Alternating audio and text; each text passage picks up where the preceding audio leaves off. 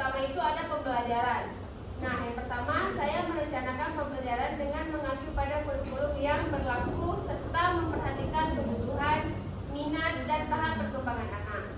Sebelum kegiatan dimulai, kami menyusun tujuan pembelajaran, kegiatan yang akan dilakukan, media yang digunakan, serta bentuk penilaian yang sesuai dengan karakteristik anak. Jadi, melalui supervisi, saya mendapatkan banyak masukan mengenai cara menyusun perencanaan yang lebih sistematis, kreatif, dan berpusat pada anak, sehingga kegiatan pembelajaran menjadi lebih bermakna dan mampu mengembangkan seluruh aspek perkembangan anak. Nah, yang kedua, dalam pembelajaran, saya berusaha memahami bahwa setiap anak memiliki karakteristik, kemampuan, dan kecepatan belajar yang berbeda. Oleh karena itu, saya memberikan pendekatan yang berbeda sesuai dengan kebutuhan masing-masing anak. Ada anak yang lebih mudah belajar melalui aktivitas gerak, ada yang lebih suka mengamati, dan ada yang lebih membutuhkan pendampingan lebih intensif. Supervisi membantu saya untuk lebih peka dalam mengenali perbedaan tersebut, sehingga pembelajaran dapat disesuaikan dengan kebutuhan individu anak. Metode yang saya gunakan dalam pembelajaran cukup beragam, seperti bermain sambil belajar, bercerita, bernyanyi, demonstrasi, tanya jawab, eksperimen sederhana, dan kegiatan kelompok. Penggunaan metode yang bervariasi bertujuan agar anak tidak merasa bosan dan lebih aktif dalam mengikuti kegiatan. Dari hasil supervisi, memperoleh masukan agar lebih sering menggunakan metode yang mendorong anak berpikir kreatif, berinteraksi, dan menemukan pengalaman belajar secara langsung. Untuk menciptakan pembelajaran yang aktif dan menyenangkan, kami berusaha menghadirkan suasana yang hangat dan ramah. Anak diberi kesempatan untuk bertanya, berpendapat, bermain, dan mengeksplorasi lingkungan sekitarnya. Setelah mendapatkan supervisi, kami lebih banyak melibatkan anak dalam kegiatan yang bersifat partisipatif, sehingga mereka merasa dihargai dan lebih percaya diri dalam belajar. Kami menggunakan berbagai media pembelajaran yang menarik dan sesuai dengan usia anak, seperti gambar, kartu huruf, balok, boneka tangan, video edukatif, serta bahan-bahan yang ada di lingkungan sekitar. Supervisor memberikan evaluasi terkait kesesuaian media dan tujuan pembelajaran dan menyarankan agar media yang digunakan lebih variatif sehingga dapat merangsang rasa ingin tahu anak. Penilaian dilakukan melalui observasi langsung terhadap aktivitas anak, catatan anekdot, hasil karya, serta dokumentasi kegiatan sehari-hari.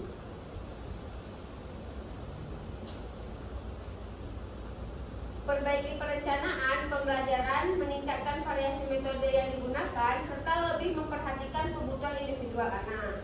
Kami juga melakukan refleksi terhadap kegiatan yang telah berlangsung untuk mengetahui kelebihan dan kekurangan yang telah diperbaiki pada pertemuan berikutnya. Nah, kendala yang sering dihadapi dalam pembelajaran adalah perbedaan kemampuan anak, tingkat konsentrasi yang berbeda-beda, serta adanya anak yang masih malu untuk berpartisipasi. Supervisi sangat membantu karena memberikan berbagai alternatif, solusi, dan strategi pembelajaran yang lebih efektif, sehingga kami dapat mengatasi kendala tersebut dengan lebih baik. Baik, selanjutnya ada kesiswaan yang akan dibacakan oleh Miss Rina. Pada Miss Rina. Baik, selanjutnya ada aspek kesiswaan. Peserta didik di kelas memiliki karakteristik yang sangat beragam. Ada anak yang aktif dan mudah bergaul, ada anak pendiam dan membutuhkan waktu untuk beradaptasi, serta ada yang memiliki kemampuan tertentu yang lebih menonjol dibandingkan teman-temannya. Saya memandang setiap anak sebagai individu yang unik dan memiliki potensi yang perlu dikembangkan secara optimal. Dalam menghadapi perbedaan kemampuan peserta didik, saya berusaha memberikan kesempatan belajar yang sama dengan seluruh anak. Saya memberikan bantuan tambahan kepada anak yang mengalami kesulitan dan memberikan tantangan yang lebih sesuai pada anak yang sudah mampu menyesuaikan tugas dengan baik. Dengan cara ini, setiap anak porsinya masing-masing.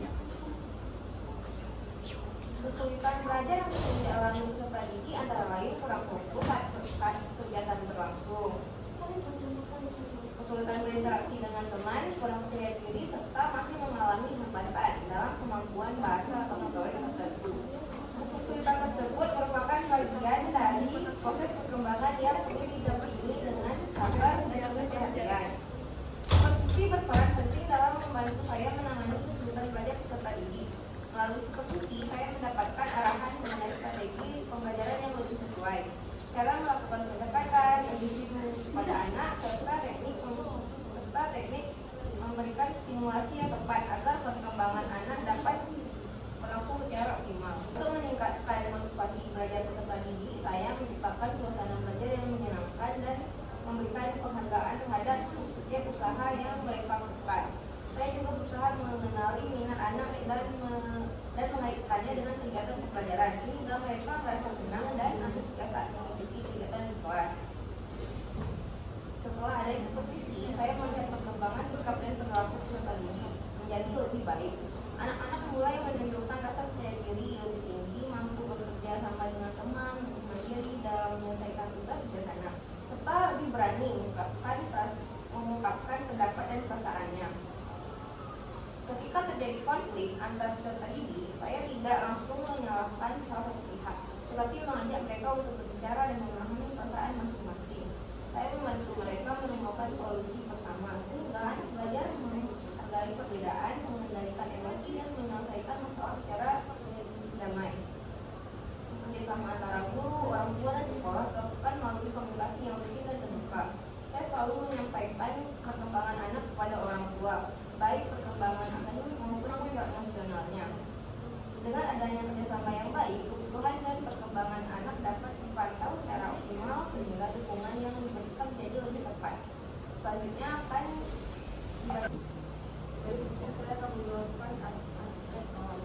Saya menciptakan suasana kelas yang kondusif dengan membangun hubungan yang sangat dan penuh kasih sayang kepada anak-anak. Saya berusaha membuat mereka merasa aman, diterima, dan dihargai sehingga mereka nyaman untuk belajar, bermain, dan berinteraksi dengan teman-temannya. Disiplin di kelas diterapkan melalui pembiasaan sehari-hari dan kesepakatan sederhana yang mudah dipahami anak. Saya lebih mengembangkan pendekatan yang positif daripada hukuman. Melalui supervisi, saya mendapatkan arahan untuk menanamkan disiplin dengan memberikan teladan yang baik dan penguatan positif secara konsisten. Dalam mengelola perilaku peserta didik yang beragam, saya berusaha memahami latar belakang dan kebutuhan masing-masing anak. Saya memberikan perhatian yang adil kepada seluruh anak serta menggunakan pendekatan yang berbeda sesuai karakter mereka. Dengan cara ini, anak merasa dihargai dan lebih mudah diarahkan ke perilaku yang positif. Pengaturan ruang kelas dilakukan dengan memperhatikan keamanan, kenyamanan, dan kebutuhan belajar anak.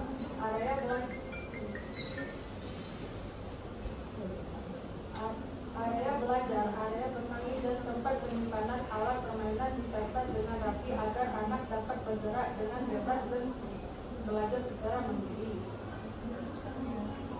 Lingkungan kelas yang menarik juga membantu meningkatkan minat belajar anak. Pengelolaan waktu pembelajaran dilakukan secara fleksibel sesuai kondisi anak. Saya mengatur keseimbangan antara kegiatan belajar, bermain, usaha, dan aktivitas fisik sehingga anak tidak merasa jenuh. Pembagian waktu yang baik membantu kegiatan pembelajaran berjalan lebih efektif dan menyenangkan. Untuk menjaga perhatian peserta didik selama pembelajaran, saya menggunakan berbagai aktivitas yang menarik seperti bernyanyi, bermain peran, bercerita, permainan edukatif, dan penggunaan media yang bervariasi. Saya juga sering mengajak anak bergerak dan berpartisipasi langsung agar mereka tetap fokus dan bersemangat mengikuti kegiatan. Dalam pemberian reward dan punishment, saya lebih menekankan pada penguatan positif. Reward diberikan dalam bentuk pujian, semangat, penghargaan, atau kesempatan menjadi pemimpin kegiatan.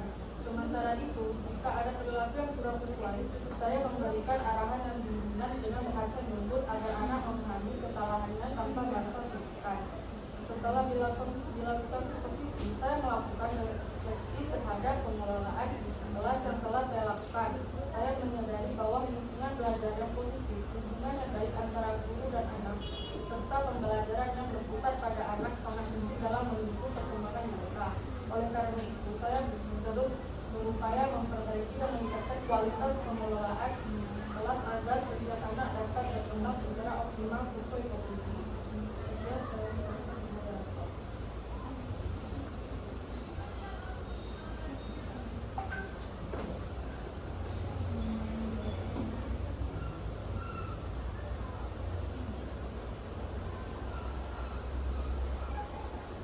Kesimpulan berdasarkan hasil observasi dan wawancara kami, pelaksanaan pembelajaran di PAUD telah berjalan dengan baik. Guru mampu merencanakan dan melaksanakan pembelajaran yang sesuai dengan kebutuhan serta tahap perkembangan anak melalui kegiatan yang aktif, kreatif, dan menyenangkan. Penggunaan metode dan media pembelajaran yang bervariasi juga membantu meningkatkan partisipasi anak dalam proses belajar. Nah, pada aspek kesiswaan, guru memberikan perhatian terhadap perkembangan setiap anak dan menjalin komunikasi yang baik dengan orang tua untuk mendukung tumbuh kembang anak secara optimal. Sementara itu, pengelolaan kelas telah dilakukan dengan baik sehingga tercipta lingkungan belajar yang aman, nyaman, dan kondusif. Nah, secara keseluruhan, supervisi pendidikan memberikan dampak positif dalam meningkatkan kualitas pembelajaran, pengelolaan peserta didik, dan pengelolaan kelas. Guru juga menunjukkan komitmen untuk terus memperbaiki dan meningkatkan mutu pendidikan di lembaga PAUD. Sekian dari saya kembalikan ke Anda. Nah, cukup sekian paparan hasil wawancara dari kami. Apakah dari teman-teman ada yang ingin bertanya? Misalkan.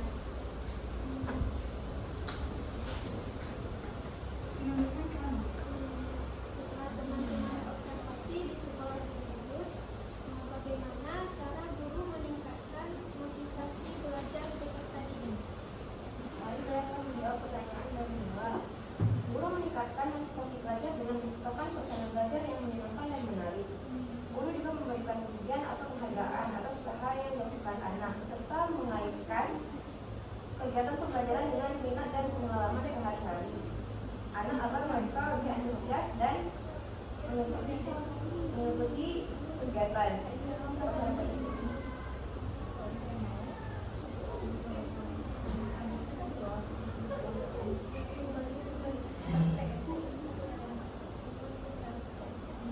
Baik, di sini saya akan bertanya bagaimana guru memenuhi kebutuhan belajar setiap anak yang berbeda-beda dalam satu kelas.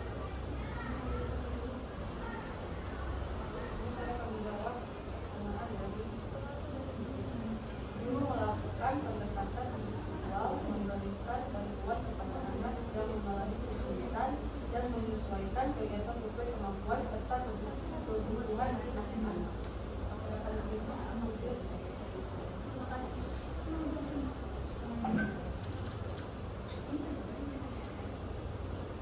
Bagaimana, pertanyaan dari saya, bagaimana guru di TK tersebut menciptakan suasana kelas yang kondusif? Baik, saya kita akan menjawab pertanyaan dari Mila, yang dimana pertanyaannya bagaimana guru menciptakan suasana kelas yang kondusif. Di sini guru menciptakan suasana kelas yang kondusif dengan membangun hubungan yang hangat dan penuh kasih sayang kepada anak. Nah, selain itu, ruang kelas ditata dengan rapi, aman, nyaman, sehingga anak merasa betah belajar, bermain, serta berinteraksi dengan teman-temannya selama kegiatan di kelas. Terima kasih. Terima. Baik, selanjutnya yaitu bagaimana guru menangani konflik yang terjadi antar peserta didik.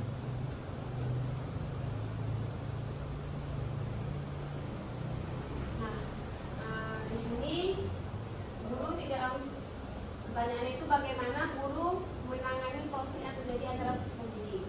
Nah, di sini guru tidak langsung menyalahkan anak tersebut, kamu tuh salah, nggak kayak gitu.